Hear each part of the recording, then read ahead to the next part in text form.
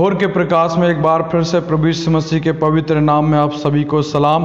और मत्ती रचित सुसमाचार 6 अध्याय 19 से 21 पद में हमने पहली बात देख ली थी, जैसा कि मत्ती कहता है कि अपने लिए पृथ्वी पर धन इकट्ठा ना करो, जहाँ कीड़ा और काई बिगाड़ते हैं और जहाँ चोर सेंध लगाते हैं और चुराते हैं, परंतु अपने लिए स्वर्ग में धन इकट्ठा करो, जहाँ ना तो कीड़ा और ना काई बिगाड़ते हैं।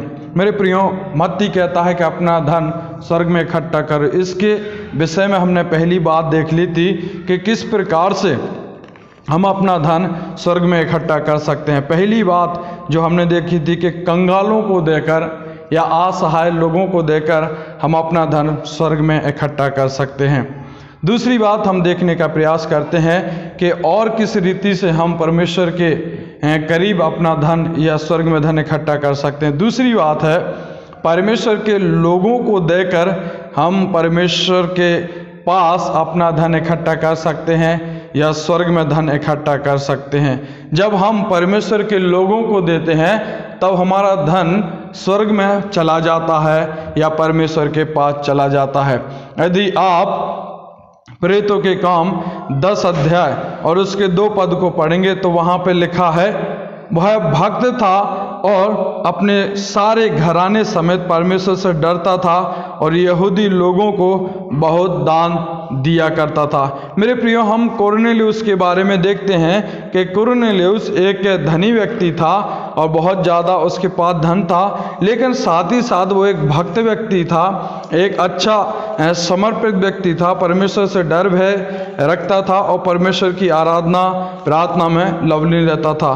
तो उसने भी क्या किया है कि अपना धन परमेश्वर के लोगों को दिया, और जब परमेश्वर के लोगों को दिया तो वहाँ पर स्वर्गदूत उसके पास आता है और कहता है, हे कुरनेलियुस, तेरी प्रार्थना और तेरे दान परमेश्वर तक पहुँचे हैं। तेरे दान और तेरी प्रार्थनाएं परमेश्वर तक पहुँचे हैं। कहने का मेरा यह अर्थ है कि उसने किसको दिया? यहूदी लोगों को अपना दान दिया, यहूदी लोगों को पैसा दिया, और जब उसने वो पैसा दिया तो स्वर्ग से स्वर्गदूत उतरता है और क्या गवाही देता है कि तेरे दान परमेश्वर के निकट पहुँचे हैं। कहने का मेरा यह अर्थ है कि जब हम वो कार्य जो हमें स्वर्ग के लिए करना है वो नीचे हम करते हैं, तब हमारा काम जो है स्वर्ग तक पहुंचता है। मेरे प्रियो, यदि हम अपना धन परमेश्वर के लोगों को देते हैं तो हमारा धन स्वर्ग में इकट्ठा होता है, जहाँ पे ना तो काई बिगाड़ सकता है, ना कीड़े लग सकते हैं, ना चोर चोरी कर सकता है, ना किसी प्रकार का कोई भी व्यक्ति हमारे धन को हानि कर सकता है। सो जैसे ही कुरनेलियुस ने अच्छा काम किया है, उसी प्रकार से हम देखते हैं कि उसको उसका प्रतिफल मिला है, और वो प्रतिफल यह है कि उसका दान परमेश्वर के निकट पहुँचे हैं। तो मेरे प्रिय, बहुत अच्छा तरीका है कि हम अपना दान कंगालों को देकर स्वर्ग में पहुँचाते हैं और परमेश्वर के लोगों को देकर हम अपना दान परमेश्वर के निकट पहुँचाते हैं या स्वर्ग में पहुँचाते हैं। एक वचन और देखेंगे पुराने नियम से, उत्पत्ति 14 अध्याय और 20 पद, जहाँ पे लिखा है, और धन है परम प्रधान ईश्वर जिसने तेरे द्रोहियों को तेरे वश में कर दिया। तब अब्राहम ने उसको सब वस्तुओं का दशवांश दिया।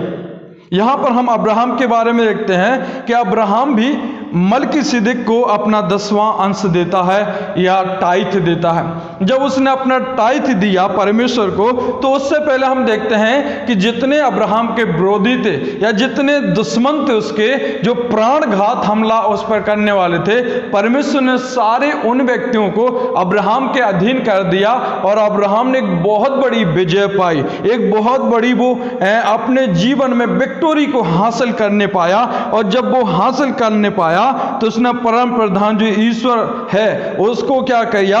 अपना दशवांश दिया। मेरे प्रियो, अब्राहम जानता था कि हमें कहां से जीत मिली है और ये जो धन हमने इकट्ठा किया है इसका मौलिक अधिकार किसका है? इसका अधिकार प्रभु परमेश्वर का है जिसने हमें विजय दिलाई है। इसका पूरा स्वामित्व जो है परमेश्वर को जाता है, पूरा अधिकार परमेश्वर को जाता है। इसलिए जो कुछ परमेश्वर ने दिया है उसका मैं 10% दूंगा। सो मेरे प्रियो, हम देखते हैं कि जब अब्राहम ने दिया तो वो परमेश्वर के निकट पहुंचा, और अब्राहम ही से हम देखते हैं कि दसवांश चला रहा है। अब्राहम ने दिया, इसहाक ने दिया, याकूब ने दिया, और मेरे प्रियो ये क्या है, पूरे बाइबल में हम देखते हैं कि लागू हो गया। और आज बहुत सारे मसीही लोग इस बात को फॉलो करते हैं, दसवांश को। तो मेरा कहने का ये मतलब है कि हम परमेश्वर के लोगों को देकर अपना धन स्वर्ग में इकट्ठा कर सकते हैं। एक पद और देख सकते हैं हम, लूका 12 अध्याय 33 पद, जहां पे लिखा है, अपनी संपत्ति बेचकर दान कर दो और अपने लिए ऐसे बटुए बनाओ जो पुराने नहीं होते हैं, अर्थात स्वर्ग में धन इकट्ठा करो जो घटता नहीं और जिसके निकट चोर और नहीं आता और ना कीड़ा बिगाड़ता है। यहाँ पर हम देखते हैं लूका में देखते हैं हम कि जो लूका की पुस्तक है उसका लेखक कहता है कि अपना संपत्ति बेचकर ऐसे बटुए से लाओ या ऐसा एक स्थान बनाओ, एक ऐसा लॉकर बनाओ जहां पे ना तो काई लगती है, ना चोर आते हैं, ना डाकू आते हैं, ना किसी प्रकार का चोर उस धन का कुछ बिगाड़ सकता है। मेरे प्रियो, यदि इस प्रकार का कोई लॉकर है जिसको कोई छू नहीं सकता, ऐसा इस प्रकार का बटुआ है जिसको कोई छू नहीं सकता, एक कोई ऐसा स्थान है जहां पे कोई हमारे धन को चुरा नहीं सकता है, तो वो सिर्फ और सिर्फ एक है, वो है स्वर्गीय स्थान। यदि हम अपना धन स्वर्ग में इकट्ठा करेंगे तब भी हमारा धन जो है सुरक्षित रहेगा, तभी हमारा धन अच्छा रहेगा। मेरे प्रियो, हमारा परमेश्वर रात दिन हमारे धन की सेफ्टी करेगा, रात दिन हमारे धन को बचा के रखेगा। लेकिन यहां पर यदि आप सोचेंगे कि हम SBI में कर दें, बैंक ऑफ बड़ौदा में कर दें, कैनरा में कर दें, या हम स्टेट बैंक में कर दें, तो मेरे प्रियो आप कर तो देंगे, लेकिन हो सकता है आपका कोई पैसा चुरा ले, हो सकता है कोई डाकू वहां पर बंदूक दिखाकर, है ना, जो मैनेजर है उसके द्वारा चाबी मांगकर आपका धन लूट ले। आपका धन यहां पर सुरक्षित नहीं है, आपका धन यहां पर सुरक्षित नहीं है। शायद आपकी दृष्टि से सुरक्षित हो सकता है, लेकिन जो लूका लिखता है उसकी दृष्टि से कोई भी जो है सुरक्षित नहीं है धन। इसलिए लूका की पुस्तक में लिखा है कि एक ऐसे बटुए से लाओ जहां पे कोई तुम्हारा धन चुरा नहीं सकता है, और वो है सिर्फ परमेश्वर का पवित्र स्थान, वो है परमेश्वर के हाथ। परमेश्वर का वचन कहता है कोई भी वस्तु मुझसे कोई छीन नहीं सकता है। यीशु कहता है मेरा प्राण मुझसे कोई छीन नहीं सकता है। जब उसका प्राण नहीं कोई छीन सकता है तो उसके पास हमारा धन, हमारा रुपया पैसा कोई छीन नहीं सकता है। मेरे प्रियो, इसलिए हम परमेश्वर के लोगों को देकर, परमेश्वर के दासों को देकर, परमेश्वर के अगुओं को देकर हम अपना धन सेफ्टी कर सकते हैं और स्वर्ग तक पहुंचाते हैं।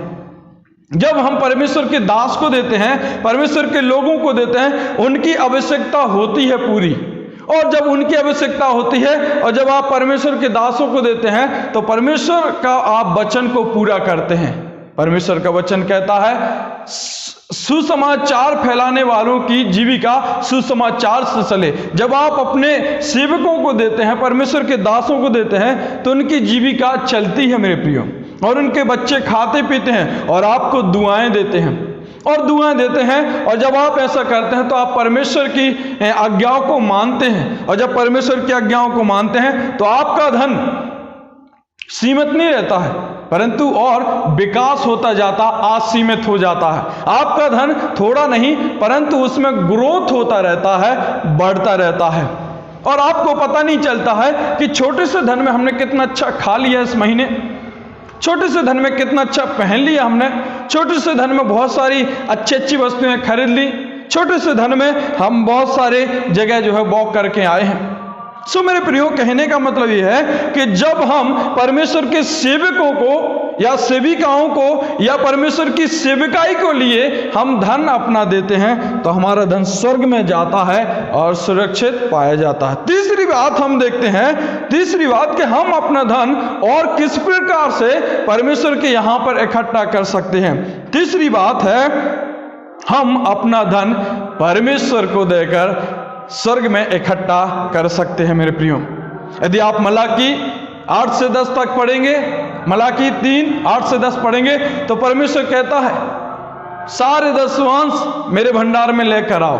जब हम इस वचन को फॉलो करते हैं, जब इस बात को हम मान लेते हैं, तब मेरे प्रियो हमारा परमेश्वर हमारा धन अपने पास रखता है, सेफ्टी में रखता है। जरा सोचिए, जब आप कंगालों को देते हैं तो सेफ्टी में रहता है, आप परमेश्वर के दासों को देते हैं तो सेफ्टी में रहता है। लेकिन जब आप परमेश्वर को देते हैं, जब परमेश्वर ऐसे लोगों का सेफ्टी में कर लेता है जो कंगाल हैं, जो परमेश्वर की सेवा करते हैं, जब आप स्वयं परमेश्वर को देंगे तो क्यों नहीं सेफ्टी में होगा?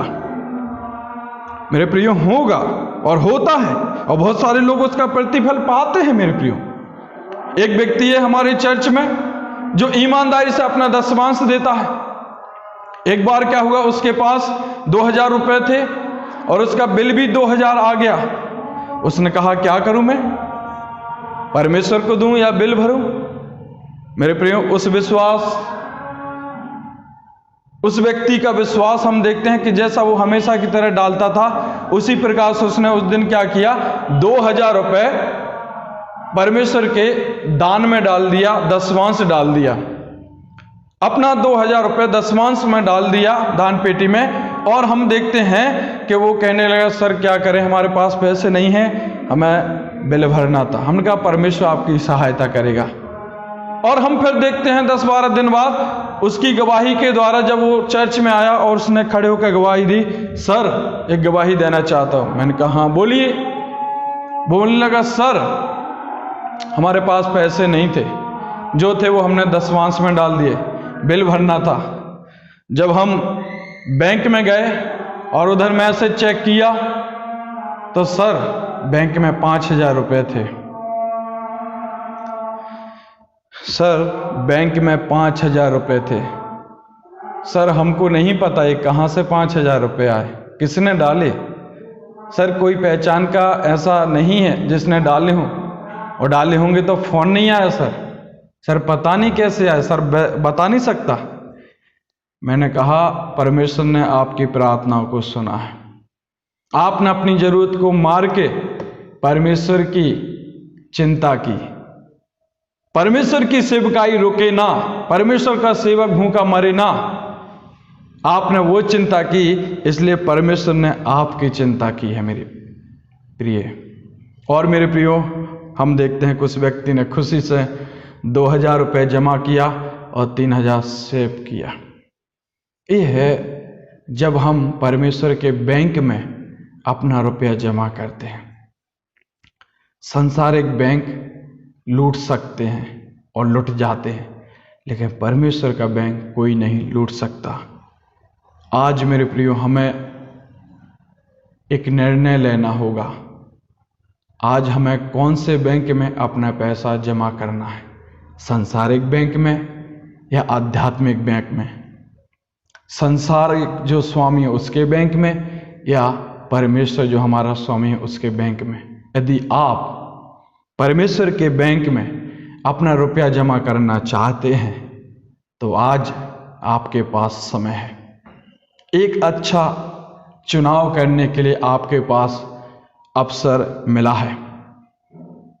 और मैं उम्मीद करता हूं कि आज के वचन के द्वारा आप जरूर एक भले निर्णय के ऊपर पहुंचेंगे और एक सुंदर निर्णय लेंगे जो आपके जीवन के लिए रुचिकार होगा या आपके लिए बहुमूल्य होगा। और सच में आप अपना पैसा परमेश्वर के यहाँ जमा करेंगे, ऐसा मुझे विश्वास है। सो धन्यवाद करते हैं कि आपने इस वचन के द्वारा आशीष पाई है और आप एक सुंदर निर्णय पर पहुंचे हैं। धन्यवाद करते हैं कि परमेश्वर आपको बढ़ाता जाए, परमेश्वर आपको आशीष देता जाए। यीशु के नाम से आमीन।